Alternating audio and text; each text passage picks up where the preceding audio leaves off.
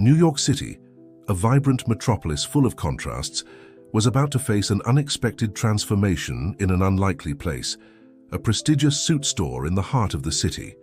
Michael Johnson, known in racing circuits as the Black Lightning, never imagined that after a life-changing accident, he would end up working under the cold and judgmental gaze of James Parker, the store owner. With his fighting spirit and renewed determination, Michael would face not only physical obstacles but also social ones. By his side, characters like Eric, a kind and compassionate young man, and Sarah, his therapist, would accompany him on a journey full of challenges, solidarity, and profound lessons. But what would happen when Michael's unbreakable spirit clashed with the store's rigid system and the prejudices of those who didn't believe in him? And how could this story of personal triumph become a catalyst for inclusion in one of the world's largest cities? Let's find out together. Before we dive into this inspiring story, comment below where you're watching from today, and if you enjoy tales filled with unexpected twists and moments of justice, don't forget to subscribe for more stories like this. Michael Johnson had always been a free spirit. From a young age, his passion for speed and movement had led him to excel in track and field and later in the world of amateur car racing. At 28, he was known in the local New York City circuits as the Black Lightning, a nickname he wore with pride, reflecting both his speed on the track and the color of his skin. On that summer night, Michael was driving his car through the city streets, feeling the night breeze on his face and the roar of the engine in his ears. He had just won an important race and was heading to celebrate with his friends. The traffic light turned green, and Michael accelerated, feeling the adrenaline rush through his veins. Suddenly, everything changed in an instant. A truck appeared out of nowhere, ignoring the red light. Michael tried to swerve, but it was too late. The impact was brutal and deafening. Michael's world plunged into darkness. When he woke up, he found himself in a hospital bed, surrounded by machines and with a sharp pain throughout his body. His mother, Ellen, was by his side, her eyes red from crying. "Mom, what happened?" Michael asked weakly. Ellen gently took his hand. "You had an accident, sweetheart. A truck hit you. You've been unconscious for 3 days." Michael tried to move, but an icy terror invaded him as he realized he couldn't feel his legs. "Mom, I can't move my legs. Why can't I move them?" The doctor entered at that moment, his face serious and compassionate. "Michael, I'm sorry to inform you that the impact caused severe damage to your spinal cord. You've been paralyzed from the waist down." The doctor's words fell on Michael like a crushing weight. His world, once full of movement and speed, crumbled in an instant. Tears began to spring from his eyes as the reality of his new situation hit him hard. "No, it can't be. There must be a mistake. I'm a runner, I can't be paralyzed," Michael cried out, desperation evident in his voice. Ellen hugged her son, trying to console him as she cried with him. The doctor, with a soft but firm voice, explained that although the damage was severe, there was hope. With intensive therapy and rehabilitation, Michael could regain some mobility and learn to live independently. The following days were a whirlwind of emotions for Michael. Anger, denial, and depression alternated in his mind. He saw how his life, his dreams, and his passions were vanishing before his eyes. Visits from his racing circuit friends only served to remind him of what he had lost. However, in the midst of darkness, Michael found a ray of light in the form of his therapist, Sarah, a young and energetic woman who refused to let Michael give up. "Michael, I know everything seems impossible now," Sarah told him in one of their first sessions. But I promise you that if we work together, you'll have a full life again. Different, yes, but full." Little by little, with the unconditional support of his mother and Sarah's firm guidance, Michael began the long and painful process of rehabilitation. Each small achievement, from being able to sit up in bed by himself to managing his wheelchair, was a victory that filled him with a mixture of pride and frustration. As the weeks passed, Michael began to realize that his biggest challenge was not physical, but mental. He had to learn to see himself in a completely new way, to redefine his identity and his goals. One afternoon, as he struggled to dress himself, Michael looked at his reflection in the mirror. He saw a different man from who he was before the accident, but he also saw determination in his eyes. At that moment, he made a decision. He wouldn't let his disability define him. He would find a new way to live, to move, to be useful. This is not the end, he told himself. It's just a new beginning. With that resolution in mind, Michael prepared to face the outside world, not knowing that the biggest challenges were yet to come. 6 months after the accident, Michael found himself in his small apartment, adapted to his new condition. Rehabilitation had been arduous, but he had made significant progress. Now he could move with relative independence in his wheelchair and had learned to perform most daily tasks by himself. However, the economic reality was beginning to weigh on him. Michael's savings were rapidly depleting, and medical bills were piling up. His mother, Ellen, had had to reduce her work hours to care for him, which meant less income for both of them. One morning, as they had breakfast together, Ellen addressed the topic Michael had been avoiding. "Son, I know it's not easy, but I think it's time for you to consider looking for work," Ellen said gently. Michael sighed deeply. "I know, Mom. It's just, who's going to want to hire someone in a wheelchair?" Ellen took her son's hand. "Don't underestimate yourself, Michael. You have a lot to offer. You just need the right opportunity." Inspired by his mother's words, Michael began job hunting.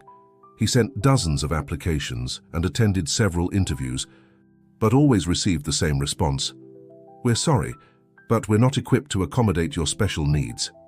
Each rejection was a blow to his self-esteem, but Michael refused to give up. Finally, after weeks of searching, he received a call from a prestigious suit store in downtown New York City. On the day of the interview, Michael dressed in his best shirt and pants, making sure his appearance was impeccable. Upon arriving at the store, he was impressed by the elegance of the place. Designer suits and fine fabrics adorned the window display. James Parker, the store owner, was a tall, distinguished man with an air of superiority that made Michael immediately uncomfortable. During the interview, James barely concealed his disdain, casting disgusted looks at Michael's wheelchair. "Well, Johnson," James said in a condescending tone, "we don't usually hire people in your condition, but we need someone for the warehouse and maintenance tasks. Do you think you can handle that?" Michael, determined not to show weakness, responded firmly, "Of course, Mr. Parker, I'm willing to work hard and prove my worth." James flashed a smile that didn't reach his eyes. "Very well, you'll start tomorrow. Don't disappoint me." As he left the store, Michael had mixed feelings. On one hand, he was grateful for the job opportunity. On the other, he knew he would face great challenges under the supervision of someone like James. That night, as he had dinner with his mother, Michael shared the news. "That's wonderful, son," Ellen exclaimed, hugging him. "I'm so proud of you." Michael smiled, but there was concern in his eyes. "Thanks, Mom. I just hope I'm up to the challenge." "You will be," Ellen affirmed. "You're strong and capable. You'll show everyone what you're capable of." The next morning, Michael prepared for his first day of work with a mixture of nervousness and determination. Upon arriving at the store, he was greeted by Eric, a young employee who seemed to be the only genuinely kind one. "Welcome, Michael," Eric said with a smile. "I'll show you the warehouse and your tasks." As Eric gave him a tour, Michael noticed the curious and, in some cases, hostile looks from the other employees. He promised himself that he wouldn't let that discourage him. The day passed slowly, with Michael struggling to adapt to his new responsibilities. Moving boxes, organizing inventory, and cleaning fitting rooms turned out to be much more challenging tasks than he had anticipated in his condition. At the end of the day, exhausted but satisfied with having overcome his first day, Michael was preparing to leave when James called him to his office. "Johnson," James said in a cold tone, "your performance today was acceptable. But remember, there will be no special treatment here. I expect you to improve quickly or we'll have to reconsider your position." Michael nodded, maintaining his composure. "Understood, Mr. Parker. I'll give my best." As he left the store, Michael realized that this job would be much more than just a source of income. It would be a test of his strength, his dignity, and his ability to overcome prejudices. With that idea in mind, he headed home, ready to face whatever came his way. The days at James Parker's store turned into weeks, and each day brought new challenges for Michael. The work in the warehouse was physically exhausting, and tasks that were simple for other employees required extraordinary effort from him. One morning, as Michael struggled to reach a box on a high shelf, James entered the warehouse. With a malicious smile, he observed Michael's efforts without offering help. "Johnson," James said in a mocking tone, "I need you to reorganize the entire warehouse today. I want every box labeled and in its correct place before the end of the day." Michael looked around, aware that the task was almost impossible for someone in his condition in a single day. However, he nodded with determination. "Yes, Mr. Parker, I'll take care of it." When James left, Michael was momentarily overwhelmed by the magnitude of the task. But instead of getting discouraged, his mind began to work on creative solutions. Using a broom and some cords, he improvised a tool to reach the highest boxes. With a homemade pulley system made with coat hangers and ropes, he managed to move heavy objects without having to lift them directly. Eric, the young employee who had been kind to Michael from the beginning, noticed his efforts and approached during his break. "That's ingenious, Michael," Eric commented, admiring the improvised tools. "Can I lend you a hand?" Michael, grateful for the offer, accepted Eric's help. Together, they worked efficiently, with Eric following Michael's instructions to organize the boxes according to a system he had devised. By the end of the day, the warehouse was impeccably organized. James, who had expected to find the work half done, couldn't hide his surprise at seeing the result. "Well done, Johnson," James said, with a mixture of irritation and reluctant amazement in his voice. "It seems I underestimated your creativity." Michael simply nodded, satisfied with his achievement. "Thank you, Mr. Parker. Is there anything else I can help with?" James, clearly annoyed at not having managed to frustrate Michael, muttered a no and quickly retreated. That night, as Michael was preparing to leave, Eric approached him. "Hey, Michael," Eric said in a low voice. "I wanted to tell you that I really admire how you handle all this. Don't let James discourage you. Several of us have noticed how he treats you, and it's not right." Michael, moved by Eric's words, smiled. "Thanks, Eric. It means a lot to me." From that day on, a silent alliance formed between Michael and Eric. Although Eric couldn't openly challenge James for fear of losing his job, he found small ways to help Michael, leaving useful tools forgotten in the warehouse, warning Michael about James' surprise inspections, or simply offering a word of encouragement in difficult moments. However, not everyone in the store was as kind as Eric. Michael often heard whispers and laughter behind his back. One day, while working in the warehouse, he found an anonymous note stuck to his locker. "Why don't you give up and leave? There's no place for people like you here." Michael felt his heart sink as he read those cruel words. For a moment, doubt and discouragement threatened to overwhelm him. But then he remembered all the battles he had fought to get this far, all the times he had refused to give up after the accident. With determination, he crumpled up the note and threw it in the trash. "I'm not going to give up," he told himself. "I'll show them I'm worth as much as anyone here." That night, upon arriving home, Michael found his mother waiting for him with a smile. "How was your day, son?" Ellen asked. Michael hesitated for a moment, considering whether he should tell her about the note and the difficulties he faced. But seeing the hope in his mother's eyes, he decided not to worry her. "It was a good day, Mom," he responded with a forced smile. "I feel more capable at work every day." As the weeks passed, Michael became increasingly efficient in his work, consistently exceeding James' expectations. However, this only seemed to infuriate the store owner more, who intensified his efforts to make Michael fail. One particularly busy morning, James approached Michael with a malicious smile. "Johnson, today we have a special delivery of designer suits.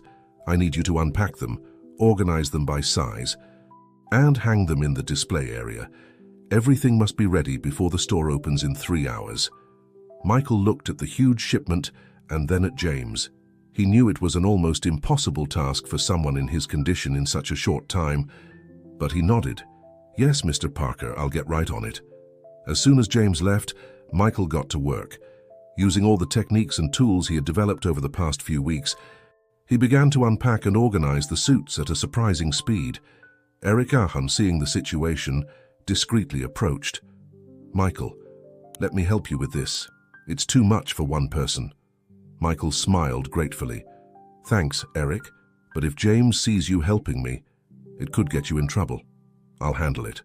Despite Michael's insistence, Eric found subtle ways to help, such as bringing him hangers or moving empty boxes out of the way. While Michael worked tirelessly, an elderly customer entered the store before opening time. It was Mrs. Thompson, a regular customer known for her demanding nature and critical eye. "Young man," Mrs. Thompson called to Michael, "I need a suit for my grandson. It's an emergency." Michael, sweaty and tired, stopped and approached the lady with a kind smile. "Of course, ma'am. Although we're technically not open yet, I'd be happy to help you." For the next half hour, Michael patiently attended to Mrs. Thompson, showing her different options and offering advice on sizes and styles, all while continuing to organize the newly arrived suits. James Ati, who had been observing from his office, came out furious upon seeing Michael interacting with the customer. "Johnson, what do you think you're doing? I told you to take care of the new suits, not attend to customers." Before Michael could respond, Mrs. Thompson intervened. "What kind of way is that to speak to your employee, Mr. Parker? This young man has been exceptionally helpful and kind. In fact, thanks to him, I've found the perfect suit for my grandson." James, surprised by the customer's intervention, tried to soften his tone. "I'm glad you found what you were looking for, Mrs. Thompson. Allow me to finalize your purchase." "That won't be necessary," Mrs. Thompson responded firmly. "I prefer the young Michael to assist me until the end." Michael, grateful for the unexpected support, completed the sale with a triumphant smile. James, visibly frustrated, retreated to his office without saying another word. After Mrs. Thompson left, Michael quickly returned to his task, determined to finish before the store opened. With a final effort, he managed to hang the last suit just as the clock struck opening time. Exhausted but satisfied, Michael allowed himself a moment of pride. Not only had he completed the impossible task James had assigned him, but he had also gained the respect of an important customer. That night, as he was closing the store, Eric approached Michael with a smile. "That was impressive, friend. The way you handled everything, you really shut everyone up." Michael smiled, grateful for the compliment. "Thanks, Eric. But I couldn't have done it without your discreet help." As Michael prepared to leave, he noticed James watching him from his office with a mixture of frustration and, surprisingly, a hint of reluctant respect in his gaze. Upon arriving home, Michael found his mother waiting for him with dinner ready. "How was your day, son?" Ellen asked, noticing the tiredness on Michael's face. For the first time in weeks, Michael decided to share the truth with his mother. He told her about the challenges he faced, James's attitudes, and how he had managed to overcome the test of that day. Ellen listened attentively, her eyes full of pride and concern. When Michael finished, she took his hands in hers. "My brave boy," she said softly. "You've faced so much and you keep fighting. I'm so proud of you. But remember, you don't have to carry all of this alone. If things get too difficult, there's no shame in seeking another path." Michael nodded, grateful for his mother's support. "I know, Mom, but for now, I want to continue. I feel like I'm making a difference, even if it's small. Maybe, with time, I can change things there." That night, as he prepared for bed, Michael reflected on the events of the day. He had faced one of his biggest challenges yet and had come out victorious, but he knew the battle was far from over. With renewed determination, he promised himself that he would keep moving forward, facing each obstacle with the same strength and dignity he had shown today. The days following the incident with Mrs. Thompson brought a subtle but noticeable change in the atmosphere of the store. Some employees, inspired by Michael's determination, began to treat him with more respect. Even James seemed to have slightly moderated his hostility, though he still sought ways to test Michael's limits. One afternoon, as Michael was organizing a new collection of ties, he heard a familiar voice calling him, "Michael? Michael Johnson? I can't believe it." Turning around, Michael found himself face to face with Steve, his former racing companion. The initial surprise and joy of seeing an old friend soon mixed with a feeling of discomfort as he remembered his previous life. "Steve, "What a surprise to see you here," Michael responded, forcing a smile.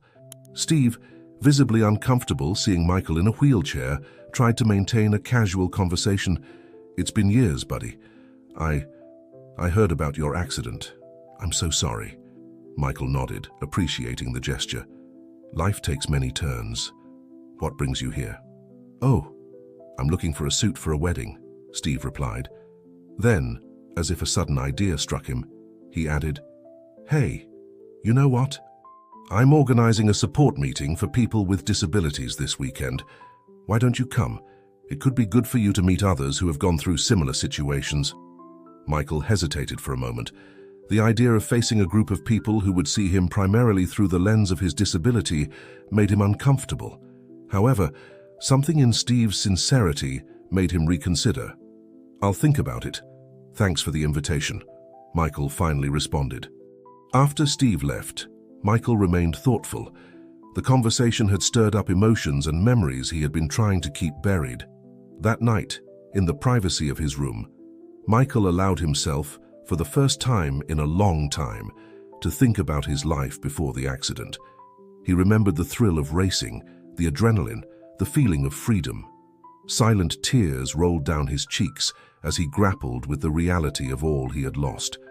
However, in the midst of his pain, Michael also realized something important. Despite all the difficulties he had faced, he had found a new way to challenge himself and prove his worth.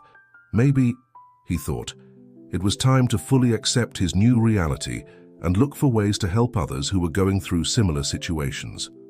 The next day, with a new perspective and determination, Michael arrived at work ready to face any challenge James might throw at him. However, nothing had prepared him for what he would find. Upon entering the warehouse, Michael immediately noticed that something was out of place. Several expensive items, including a designer watch and gold cufflinks, were casually placed in hard-to-reach places, as if someone had left them there on purpose. Michael understood immediately. It was a trap. James probably expected him to take the items, giving him an excuse to fire him. Carefully, Michael collected each of the valuable objects and took them directly to James's office. As he entered, he saw the surprise and then frustration on his boss's face.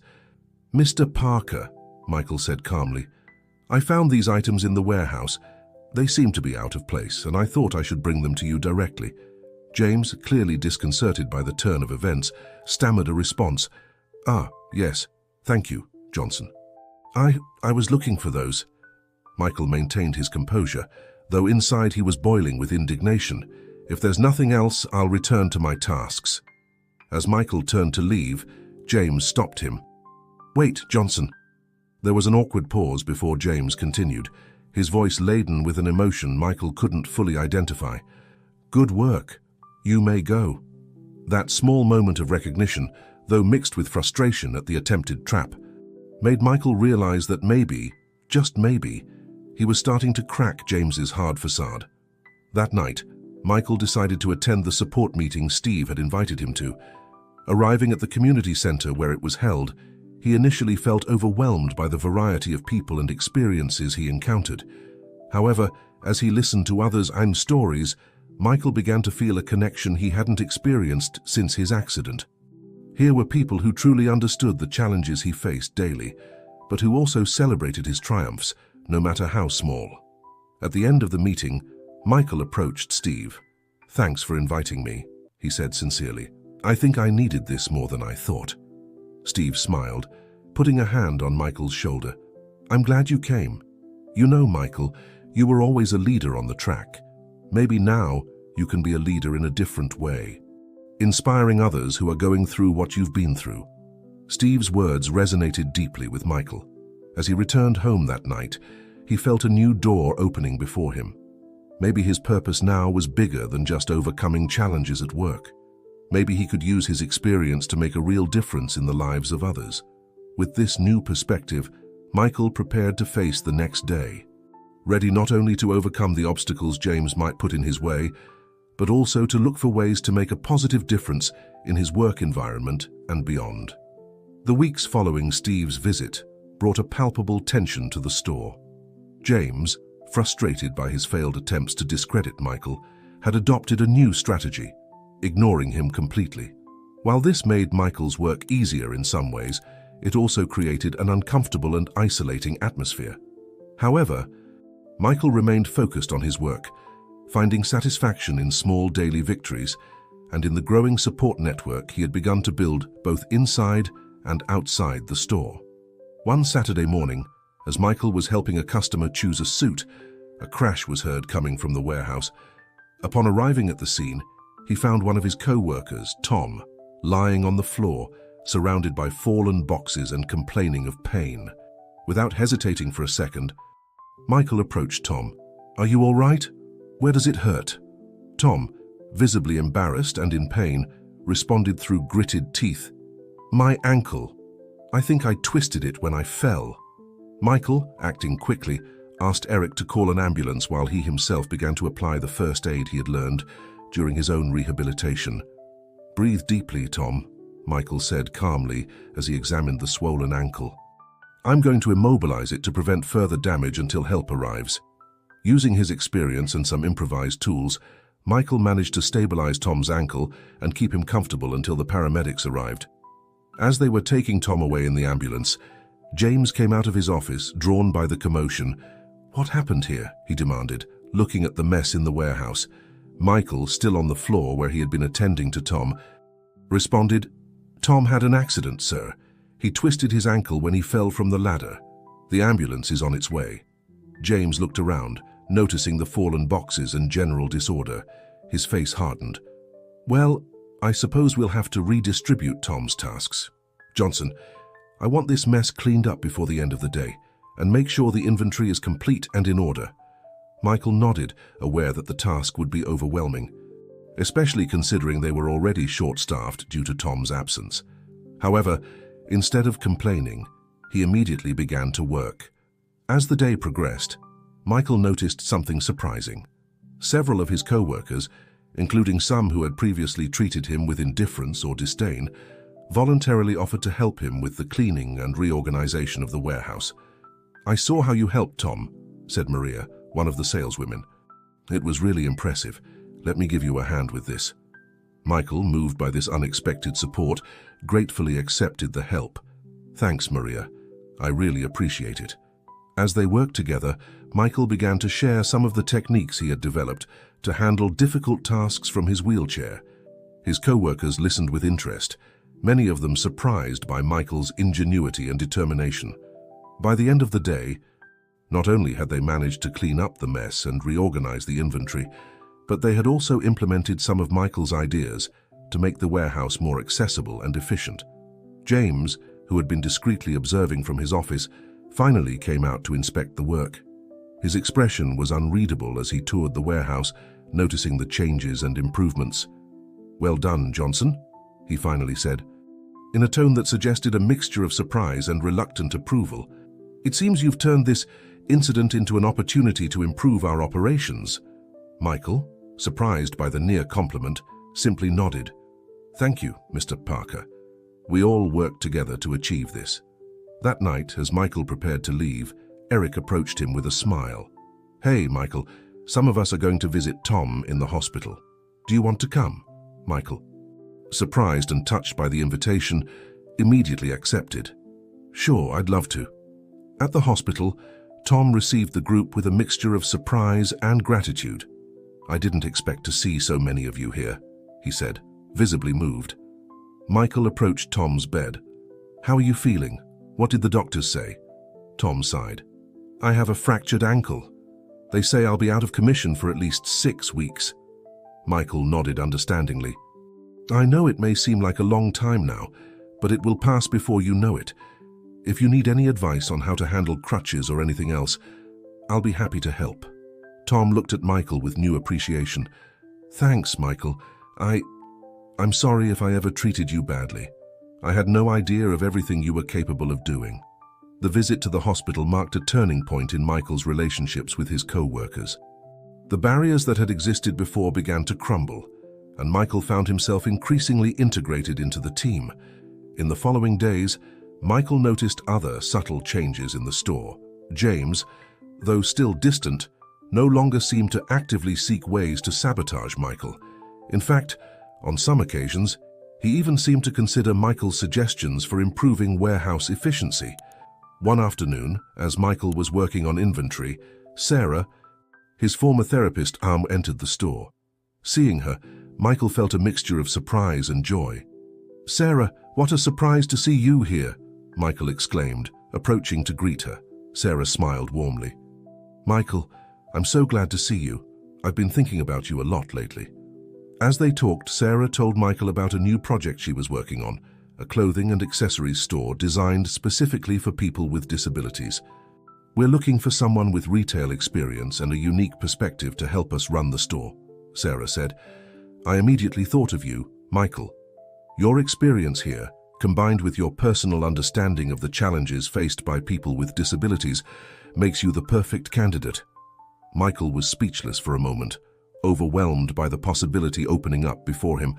I don't know what to say, Sarah. It's an incredible opportunity. You don't have to decide now," Sarah said gently. "Think about it and let me know. I believe you could make a real difference in the lives of many people." That night, as Michael reflected on Sarah's offer, he realized he was at a crossroads. On one hand, he had worked hard to earn his place in James's store and had begun to see positive changes. On the other hand, the opportunity to work in a truly inclusive environment and help others like him was tempting.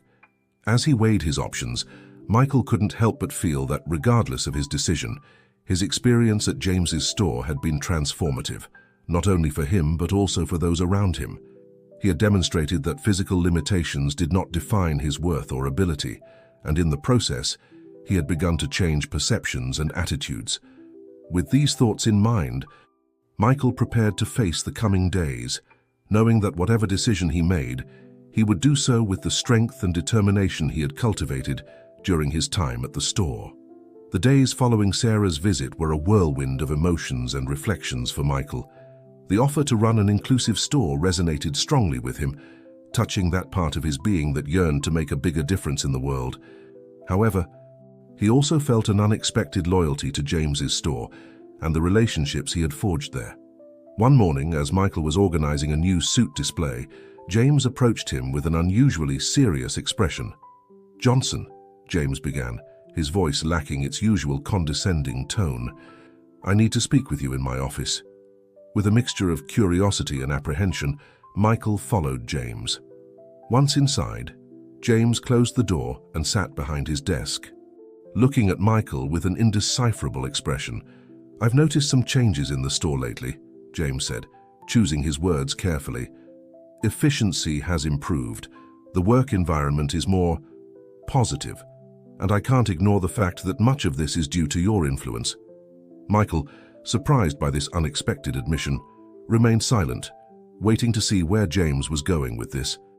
"I've been considering making some changes to the store's structure," James continued, "and I was wondering if you'd be interested in taking on a more prominent role, perhaps as warehouse manager and operations coordinator." The offer took Michael completely by surprise. Just a few weeks ago, the idea of James offering him a promotion would have seemed impossible.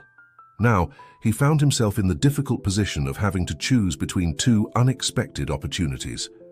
"I greatly appreciate the offer, Mr. Parker," Michael responded sincerely. "Could I have a couple of days to consider it?" James nodded, a shadow of disappointment briefly crossing his face. "Of course, take the time you need." That night, Michael shared the news with his mother over dinner. Ellen listened attentively as her son told her about both offers, weighing the pros and cons of each. "My son," Ellen finally said, taking Michael's hand, "you've come a long way and overcome so many obstacles. Whatever your decision, I know it will be the right one for you. Just remember to follow your heart and think about where you believe you can make the biggest difference." His mother's words resonated with Michael. That night, as he lay in bed reflecting on his journey from the accident to this moment, Michael came to a decision. The next morning, Michael asked to speak with James privately. "Mr. Parker," Michael began, his voice firm but respectful, "I've thought a lot about your offer and I truly appreciate it. However, I've decided to accept a position at a new store that's opening, a store designed specifically for people with disabilities. James was silent for a moment, his expression a mixture of disappointment and something that seemed almost like pride. "I understand," he finally said. "I must admit I'm disappointed to lose you, Johnson. You've proven to be a valuable asset to this store." Michael nodded, grateful for the recognition. "Thank you, Mr. Parker. Working here has been a transformative experience for me. I've learned a lot, and I'm grateful for the opportunity you gave me." Before Michael could leave the office, James stopped him. "Johnson, Michael, I want you to know that your time here hasn't just changed you. It's changed us too." "Me?" Michael, moved by this unexpected admission, smiled. "I'm glad to hear that, Mr. Parker. I hope the store continues to evolve in a positive direction." The following days were a whirlwind of activity as Michael prepared for his departure. His co-workers, upon hearing the news, organized a small celebration in his honor. "We're going to miss you, Michael," Eric said, handing him a card signed by all the staff. "You've changed this place for the better." Michael's last day at the store was bittersweet. As he prepared to leave, James approached him one last time. "Michael," James said, extending his hand, "I want to thank you, not just for your work here, but for opening my eyes. You've taught me some valuable lessons about prejudice and human potential. I wish you the best in your new endeavor." Michael shook James's hand, feeling that an important chapter in his life was finally closing. "Thank you, Mr. Parker. I hope we can stay in touch." As Michael left the store for the last time, he felt a mixture of emotions, nostalgia for what he was leaving behind, but also excitement and hope for what lay ahead. He had entered that store months ago, insecure and full of doubts. Now he was leaving as a transformed man, ready to face new challenges and make an even bigger difference in the world. With one last look at the store that had been the stage for his personal transformation, Michael headed towards his new future, carrying with him the lessons learned and the strength he had discovered within himself.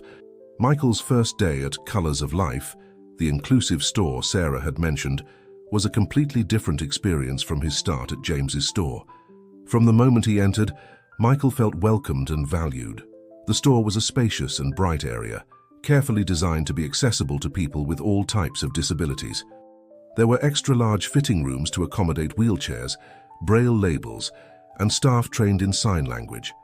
Sarah greeted Michael with a warm hug. "Welcome to your new home, Michael. We're excited to have you here." As Michael toured the store, meeting his new team and familiarizing himself with the operations, he realized that this was more than just a job. It was an opportunity to make a real difference in people's lives. In the weeks that followed, Michael immersed himself in his new role with enthusiasm. He used his retail experience and unique perspective as a person with a disability to implement improvements and create an even more welcoming environment for customers. One day, as Michael was helping a young customer in a wheelchair find a dress for her graduation, he had an epiphany. The joy on the girl's face when she saw herself in the mirror, feeling beautiful and confident, reminded Michael why he had made this decision. "You know," the girl said, her eyes shining with excitement, "this is the first time I've ever felt truly comfortable shopping for clothes. It's usually a frustrating and humiliating experience." Michael smiled, feeling a deep sense of satisfaction. "I'm glad we were able to make your experience positive. That's exactly our goal here." As time passed, the reputation of Colors of Life began to grow. Customers from all over the city, and even from other regions, came specifically to shop there. The store became a symbol of inclusion and empowerment. Michael not only excelled in his work within the store, but he also began participating in community events and conferences, sharing his experience and advocating for greater accessibility and inclusion in all aspects of life. One afternoon, while Michael was organizing an inclusive fashion event at the store, he received an unexpected visit. James Parker entered Colors of Life, looking around with a mixture of amazement and admiration. "Michael," James said, approaching, "this is impressive. You've really created something special here." Michael, surprised but pleased to see his former boss, smiled. "Thank you, Mr. Parker. What brings you here?" James seemed a bit uncomfortable for a moment. "Well, to be honest, I've been thinking a lot since you left. Your time at my store, it made me realize many things. I've been trying to implement changes, make it more inclusive, but, well, I thought I could learn a few things by visiting you here. Michael was touched by James's honesty and humility. I'm glad to hear that, Mr. Parker. I'd be happy to show you what we do here and share some ideas. As Michael guided James through the store, explaining the different adaptations and inclusive policies, he noticed how his former boss was taking mental notes, asking insightful questions, and showing genuine interest. You know, Michael, James said at the end of the tour, I never thought I'd say this, but I'm glad I hired you that day. You didn't just transform my store, you transformed me, thank you. Michael smiled, feeling that a circle was closing. Thank you for giving me that opportunity, Mr. Parker. Sometimes, the most important changes begin with small steps. After James left, Michael reflected on how much his life had changed in the past year. From feeling desperate and without purpose after his accident, he now found himself leading a movement for change, inspiring others, and making a tangible difference in his community. Motivated by the success of Colors of Life and the growing interest in inclusive fashion, Michael decided to organize a major event, New York City's first diversity fashion show. The idea was to showcase clothing and accessories designed for people with all types of disabilities, using models who truly represented the diversity of the community. The preparations for the event were intense. Michael and his team worked tirelessly, contacting designers, recruiting models, and ensuring that every detail of the event was accessible to everyone. As the date of the fashion show approached, anticipation grew. Local and national media began to show interest, and soon the event became a topic of conversation throughout the city. The night of the show arrived, and the auditorium was packed to capacity. Among the audience, Michael saw familiar faces, his mother, beaming with pride, Sarah, who had been his mentor and support, and even James and some of his former co-workers. When the lights dimmed and the music began, Michael felt a mixture of nervousness and excitement. The first model to come out on the runway was a young woman in a wheelchair wearing an elegant evening gown designed specifically to be comfortable and stylish for wheelchair users. As the show progressed, the audience was captivated. Models with prosthetics, blind and deaf individuals, and people with other disabilities walked confidently, showcasing clothing that was not only functional but also beautiful and fashionable. The culminating moment came when Michael himself came out onto the runway. Dressed in an elegant suit adapted for his wheelchair, he traversed the runway with a radiant smile. The audience erupted in applause and cheers. At the end of the show, Michael took the microphone to address the audience. "Tonight," he said, his voice full of emotion, "we have demonstrated that fashion and beauty know no limits. Every person, regardless of their physical abilities, deserves to feel beautiful, confident, and valued. This show is just the beginning of a revolution in the fashion industry, a revolution of inclusion and celebration of diversity." Michael's words were met with a standing ovation. Journalists rushed to interview him, designers expressed their desire to collaborate, and numerous people approached to share how the event had personally impacted them. Among the crowd, Michael saw his mother approaching, tears of pride in her eyes. "My boy," Ellen said, hugging him tightly, "you've exceeded all my expectations. I'm so proud of you." James also approached, extending his hand. "Michael, you've accomplished something truly extraordinary here. You've changed the perspective of an entire city." As the night progressed and Michael reflected on the success of the event, he realized that he had found his true purpose. He had not only overcome his own limitations, but was helping others do the same, changing perceptions and breaking down barriers in the process. In the months following the Diversity Fashion Show, Michael's life took an unexpected turn. The event had captured national and international attention, making him a reference in the world of inclusive fashion and advocacy for the rights of people with disabilities.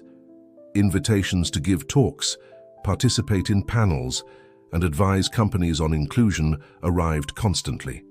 Colors of Life expanded, opening branches in other cities, and Michael found himself traveling frequently, sharing his vision and experience. One day, while reviewing his packed schedule of commitments, Michael received an unexpected call.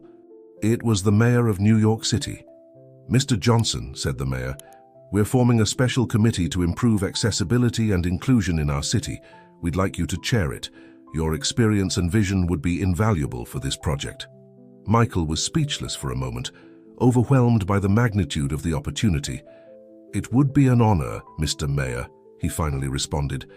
"Thank you for considering me for this important task." After hanging up, Michael remained thoughtful, reflecting on the incredible journey that had brought him to this point. From the young racer who had lost everything in an accident to becoming a respected leader and an agent of change in his community. In the weeks that followed, Michael immersed himself in his new role. He worked tirelessly with the committee, conducting accessibility audits throughout the city, proposing improvements in public transportation and government buildings, and developing awareness programs for businesses and schools. One day, while Michael was overseeing the installation of new ramps in the historic downtown area, he ran into Eric, his former co-worker from James's store. "Michael!" Eric exclaimed, approaching with a smile. "It's great to see you. I've been following everything you've accomplished. It's truly inspiring."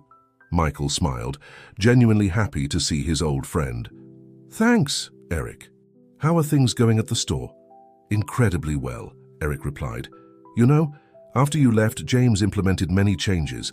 The store is much more inclusive now, both for employees and customers, and it all started with you."